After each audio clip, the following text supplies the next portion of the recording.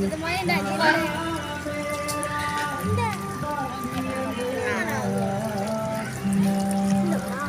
വെള്ളം കുടിക്കാം.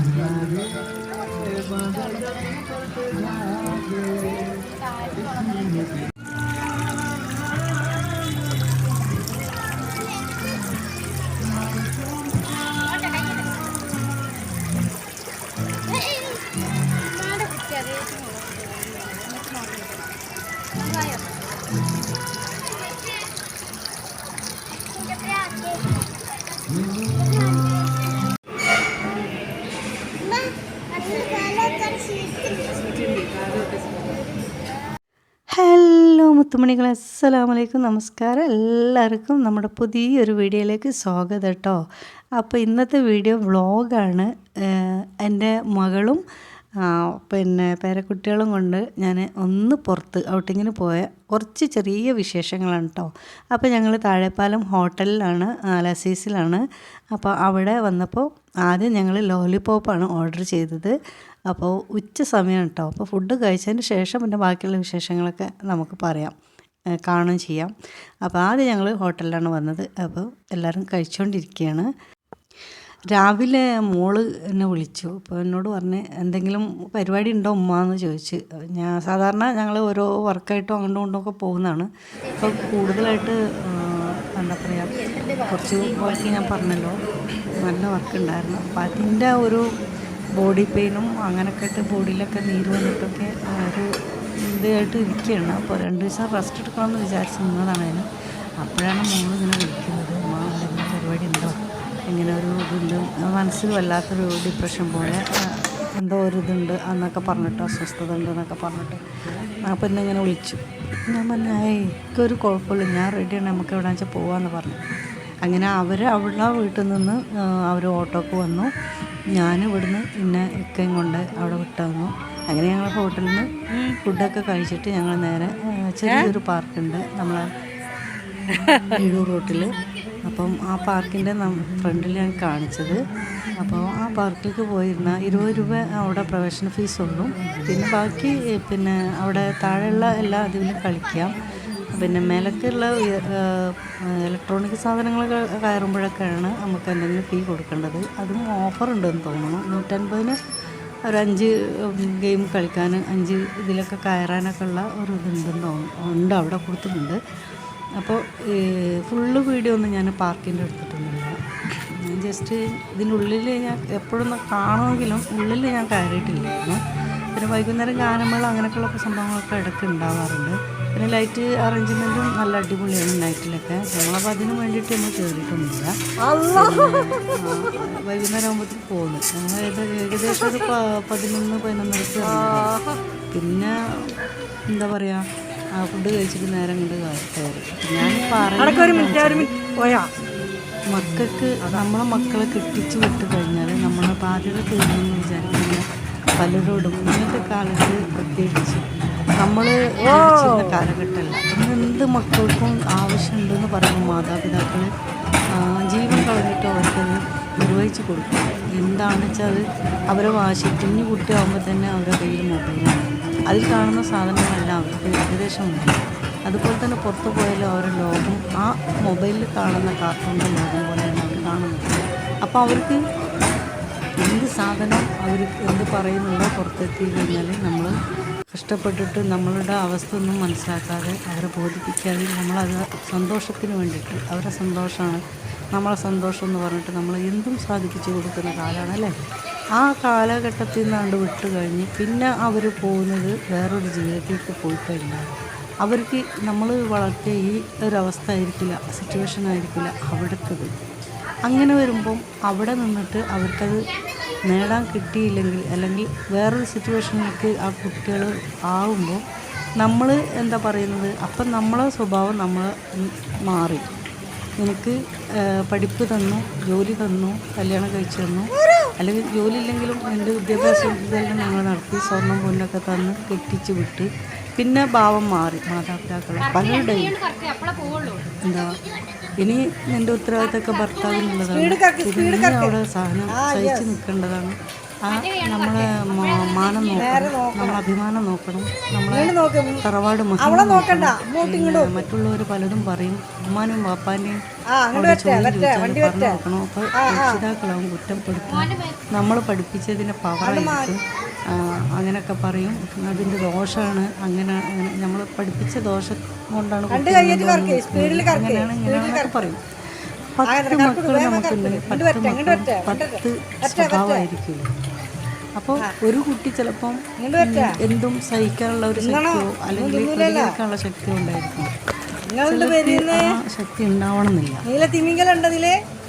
അവർ ചില കുട്ടികൾ കരഞ്ഞിട്ടായിരിക്കും അത് ഉണ്ടാക്കുക. ചിലർ ഡിപ്രഷൻ വന്നിട്ട് വേറെ ലെവലിലായിരിക്കും. ചില കുട്ടികൾ ആത്മഹത്യ ചെയ്യും, ആത്മഹത്യക്ക് ഇങ്ങനെയൊക്കെയുള്ള പല രീതിയിലുള്ള കുട്ടികളായിരിക്കും നമ്മളെ നാട്ടിലുള്ളത്. അപ്പോൾ എത്ര ഭർത്താക്കന്മാരാണെങ്കിലും മറ്റുള്ളവരാണെങ്കിലും കുടുംബക്കാരാണെങ്കിലും ആരാണെങ്കിലും കുറ്റത്തള്ളനെ പോലെ അവരുടെ സ്വഭാവം അറിയുന്നവരാരും ഉണ്ടാവില്ല അല്ലേ? അപ്പോൾ എന്താ നമ്മൾ ചെയ്യേണ്ടത്? നമ്മൾ എപ്പോഴും അവരോട് പറയാം, നിങ്ങൾക്ക് എന്ത് വിഷമം വരികയാണെങ്കിലും നിങ്ങൾ ഹസ്ബൻഡും വൈഫും തമ്മിൽ എപ്പോഴും ഇടയ്ക്കൊക്കെ സൗന്ദര്യപ്പണക്കങ്ങൾ ഉണ്ടാവില്ല. അതില്ലാത്ത കുടുംബങ്ങൾ ഉണ്ടാവില്ല, അവിടെ സ്നേഹം ഉണ്ടാവില്ല എന്ന് പറയുന്നത് ഞാൻ. അപ്പം അങ്ങനെയുള്ളൊരു സിറ്റുവേഷൻ വരുമ്പോൾ നിങ്ങൾ മനസ്സ് തുറന്ന് പറയാനുള്ളൊരു കൂട്ടുകാരിയായിട്ട് മനസ്സിലാവും. അവരെ വിളിക്കുക, അവരോട് സംസാരിക്കുക, മനസ്സ് തുറക്കുക, സൊല്യൂഷൻ. അങ്ങനെ എൻ്റെ നൂറുമോന് ദേഷ്യത്തിലാണ് മീന് കയറ്റാൻ വേണ്ടിയിട്ട് വാശി പിടിച്ചിട്ട് മരം പറ്റാവുന്ന രീതിയിൽ നിങ്ങൾ പ്രതികരിക്കുക. ബോട്ടിത്തെ പരിഹരിക്കാൻ പറ്റുന്നതാണ് പരിഹരിക്കുക. ഇതാണ് ഇത് കാണാനാണ്. ഇതിന്റെ ആളെത്തിയിട്ടില്ല എന്ന് പറഞ്ഞിട്ടും വിശ്വസിക്കുന്നില്ല. അവിടെ ലോക്ക് ചെയ്തിട്ട് എന്നാലും ഞങ്ങൾ ആളിതവിടെ വലിയ പ്രയാസത്തിലാണ്. മരം കയറി മരം ചാരിക്കട്ടെ. മരം എപ്പോഴാണ് ഈ ദേഷ്യം കൊണ്ട് വീഴാന്നുള്ള അറിയില്ല. വീണാൽ ഈ മരമാണ്.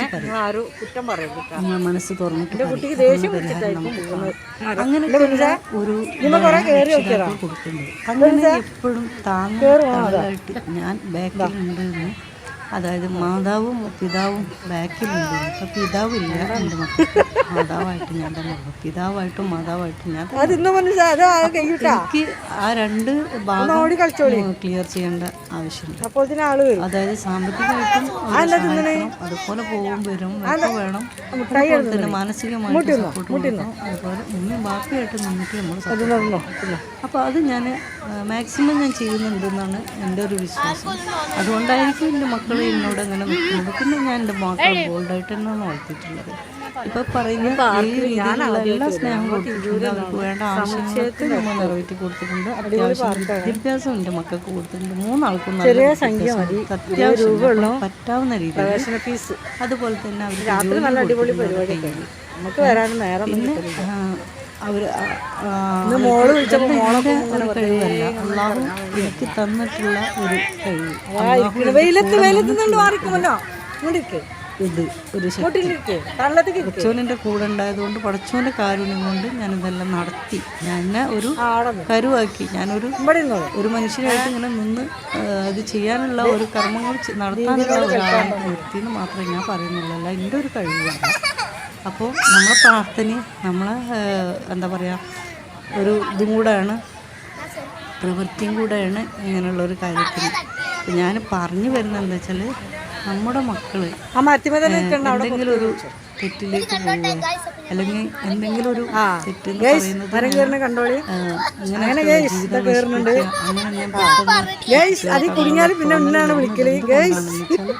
അവർക്ക് 2 ഭാഗവും ഒരു ഭാഗത്തു നിന്ന് മറ്റൊരു ഭാഗത്ത് സപ്പോർട്ട് ഉണ്ടാവുമ്പോൾ അവർ ഓടി വരും. അവർക്ക് വന്ന് നിൽക്കാൻ സപ്പോർട്ട്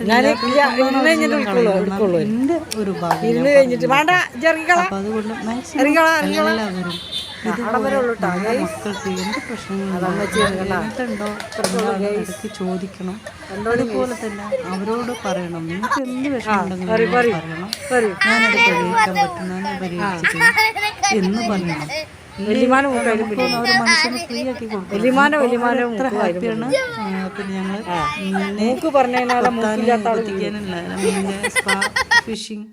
ഫിഷ് സ്പാ അത് ചെയ്തു. അങ്ങനെ അന്നത്തെ ദിവസം വൈകുന്നേരമാണ് മോളും ഫാമിലിയും കൂടെ പോയത്. പിന്നെ എന്നെയൊക്കെ വിളിക്കാൻ വന്ന് ഞങ്ങളെല്ലാവരും കൂടെ ചായ കുടിച്ച് വന്നിച്ചിട്ടാണ് പിരിഞ്ഞത്. പിറ്റേന്ന് ഞങ്ങൾക്ക് വേറൊരു സ്ഥലത്ത് പോകാനുണ്ടായിരുന്നു ഞായറാഴ്ച. അവിടെ ഞാൻ മറ്റേ മോളും 2 മക്കളും ഞാനും ഇക്കയും കൂടെ ഞങ്ങൾക്ക് പോകേണ്ട ഒരു അത്യാവശ്യം ഉണ്ടായിരുന്നു. അത് ആ ഒരു കുറച്ച് രഹസ്യമായിട്ട് വെച്ചിരിക്കുകയാണ്. ഇൻഷാ അല്ലാഹ് എത്രയും പെട്ടെന്ന് നിങ്ങളുടെ മുന്നിൽ അതിനകത്ത് പറയുന്നതായിരിക്കും. അപ്പോൾ ഇത്രയൊക്കെ ഉള്ളൂ നമ്മളെ വീഡിയോ. അപ്പോൾ ഇൻഷാ അല്ലാഹ് എല്ലാവരും വീഡിയോ സ്കിപ്പ് ചെയ്യാതെ കണ്ടിട്ട് നിങ്ങളുടെ അഭിപ്രായങ്ങൾ അറിയിക്കുക. മാക്സിമം നമ്മളെ കുട്ടികളെ നമ്മൾ ചേർത്ത് പിടിക്കുക. പെൺകുട്ടികളെ പ്രത്യേകിച്ച് നിങ്ങൾ കൈവിടരുത്. ആൺകുട്ടികളായാലും അങ്ങനെ തന്നെ നമ്മൾ സ്നേഹത്തോടെ നമ്മൾ അവരായിട്ട് പെരുമാറുമ്പം അവർ ഒരു രീതിയിലും അവർ വേറെ ഒന്നും ചെയ്യില്ല. കാരണം അവർക്ക് അങ്ങനെ ഒരു തോന്നൽ വരുമ്പോഴേ അവർക്ക് നമ്മൾ ഓർമ്മ വരും മാതാപിതാക്കളെ. അപ്പോൾ അതുപോലെ തന്നെ അവരെ മക്കളെയും അവരപ്പം ശ്രദ്ധിക്കും. അപ്പോൾ അതുകൊണ്ട് അങ്ങനെയുള്ള ഒരു മരണങ്ങൾ നമുക്ക് ഒഴിവാക്കണം. അതുപോലെ നമ്മളെ രക്ഷിതാക്കൾ കുറച്ച് ശ്രദ്ധ ചെലുത്തിയിട്ട് ആ കാര്യത്തിൽ എല്ലാവരും ഒന്ന് ശ്രദ്ധിക്കുക. നമ്മളെ മക്കൾ നഷ്ടപ്പെട്ട് കഴിഞ്ഞാൽ നമുക്ക് തിരിച്ച് കിട്ടുന്ന കാര്യമല്ല. അപ്പോൾ അതുകൊണ്ട് പണവും പ്രതാപവും സ്ഥാനവും മാനവും അതിലൊക്കെ ഉപരിയാണ് സ്നേഹം. അപ്പോൾ അത് നമ്മൾ കൊടുക്കേണ്ടടുത്ത് കൊടുക്കേണ്ട സമയത്ത് കൊടുക്കുക. അല്ലാതെ നമ്മൾ കുറേ ഒഴുക്കി കളഞ്ഞിട്ട് എവിടെയെങ്കിലുമൊക്കെ ഫുട്പാത്തിൽ കൊണ്ട് ഒഴുക്കിയിട്ട് പിന്നെ ഞാൻ അത്ര തന്നില്ല എന്ന് പറയുന്നതിനേക്കാൾ നല്ലത് തക്ക സമയത്ത് തക്ക സ്ഥലത്ത് വെച്ച് അവർക്ക് എപ്പോഴാണ് ആവശ്യമെങ്കിൽ ആ സമയത്ത് സപ്പോർട്ട് ചെയ്യുക, സ്നേഹിക്കുക. അതാണ് വേണ്ടത്. അതുപോലെ തന്നെ എന്നും നമ്മൾ അവരെ കൂടെ ഉണ്ടാവില്ല എന്നും. പിന്നെ ബാക്കിയുള്ള എന്ത് വരുമ്പോഴും അതിന് പ്രതിവിധി നിങ്ങൾ തന്നെയാണ് കാണേണ്ടതെന്നും നിങ്ങൾക്ക് അതിനുള്ള പവർ ഉണ്ടെന്നും നിങ്ങൾ തന്നെ ബോൾഡായിട്ട് ജീവിക്കണം. ജീവിതം എന്ന് പറയുന്നത് എല്ലാം കൂടിയുള്ളതാണെന്നും സന്തോഷവും ദുഃഖവും അതുപോലെ തന്നെ പ്രശ്നങ്ങളും എല്ലാം കൂടിയിട്ടുള്ളത് തന്നെയാണ് ജീവിതം എന്ന് പറഞ്ഞത്. നമ്മൾ ഉദ്ദേശിക്കുന്ന രീതിയിലല്ല ജീവിതം പോവുക. അപ്പം ആ സമയത്ത് പതറാതെ പകച്ചു നിൽക്കാതെ തളരാതെ നല്ല രീതിയിൽ ജീവിതത്തെ കൊണ്ടുപോകാനുള്ള മാർഗങ്ങൾ എന്താണ് എന്ന് ആലോചിച്ച് നിങ്ങൾ തന്നെ തീരുമാനമെടുക്കണമെന്നും അങ്ങനെയൊക്കെയുള്ള രീതിയിലാണ് നമ്മൾ അവരെ പറഞ്ഞു കൊടുക്കേണ്ടത്. ഓക്കെ, അപ്പോൾ ഇൻഷാ അല്ലാഹ് നല്ലൊരു വീഡിയോസുമായി ഞാൻ ഇനിയും വരാം. അതുവരേക്കും എല്ലാവർക്കും അസ്സലാമു അലൈക്കും, മാസലാമ.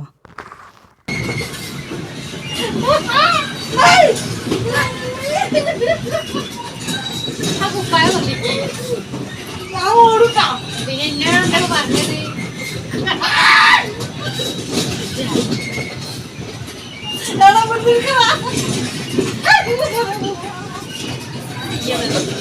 ശരിയാവില്ല. ഒരു 5 മിനിറ്റ് അങ്ങനെ വെച്ചോ. 5 മിനിറ്റ് വെക്കി.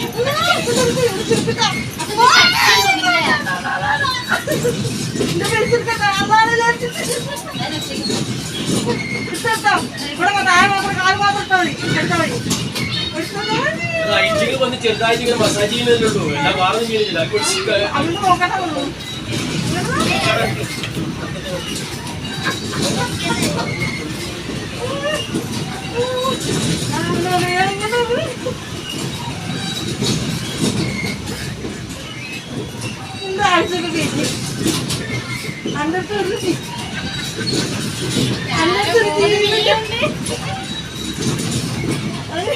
കണ്ടമാനുണ്ട് ഞാൻ ഒന്നും ശരിയാക്കി മനസ്സിൽ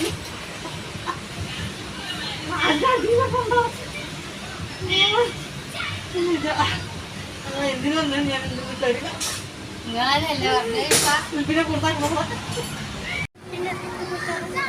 അത് കുലിക്കല്ലെന്ന് ഞാൻ പറഞ്ഞിട്ടുണ്ട് എന്നോട് കേട്ടോ. അത് കുലുങ്ങുമ്പോ കുട്ടി ബാലൻസ് തെറ്റുക. അവനൊക്കെ അതിന്റെ കാലിന്റെ ഇത് ഗ്രിപ്പ് ഇട്ടുണ്ട്. 100 യെസ്, അത് നല്ല സ്പീഡിൽ വരാൻ പറ്റും.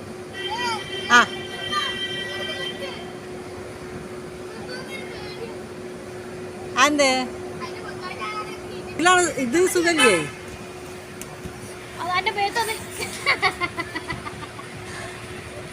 അരുവ് കൂടെ പോരെ ജി, അത്ര പേടുള്ള ആള് ഇതി കൂടെ കയറിക്കും മോനെ.